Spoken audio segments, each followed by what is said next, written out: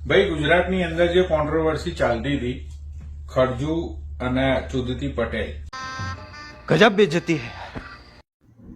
જય માતાજી, જય શ્રીરામ। બધા જ મિત્રોને સ્વાગત છે ફરીથી એક નવા વિડીયાની અંદર।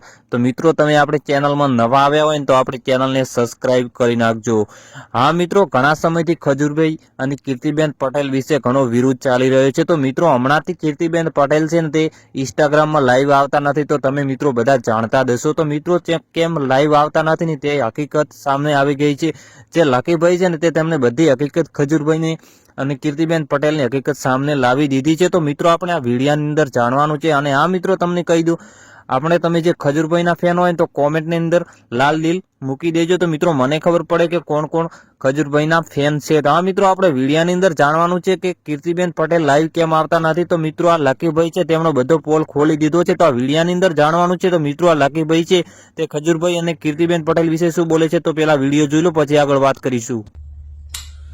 ભાઈ ગુજરાતની અંદર જે કોન્ટ્રોવર્સી ચાલતી હતી ખરજુ અને ચુદતી પટેલ, તમારા બધા લોકોના તો મતલબ આખા ગુજરાતના, સ્પેશિયલી જે લોકો સૌરાષ્ટ્રથી છે એ લોકોના, તમારા બધાના છે ને ભાઈ મોટા ચૂતિયા કાપી નાખ્યા। મને તો પહેલેથી જ ખબર હતી કે ખજૂર ચોર જાય એ લોકોની સામે આવશે નહીં, અને કીર્તિ એના માટે જે કે બી બોલતી હતી એ હું તમને કહીને મારી જીભના કુચ્ચા વળી ગયા, બટ તમે લોકોએ મારી વાત નહીં સાંભળી। હવે કીર્તિ પટેલ લાઈવ પણ નથી આવતી અને કોઈ સ્ટેટમેન્ટ પણ નથી આપતી। કેમ? કારણ કે આને નકદ માલ મળી ગયો, બરોબર?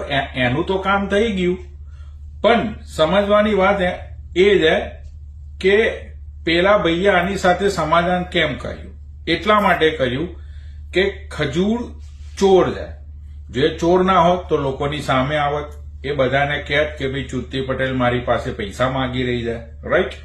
એટલે મેં તો પહેલા જ કહ્યું હતું કે જે લોકો નીચેથી વિચારતા હોય એ લોકો આ કોન્ટ્રોવર્સીમાં નહીં આવતા।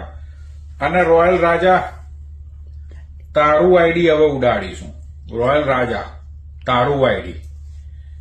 જય શ્રી રામ।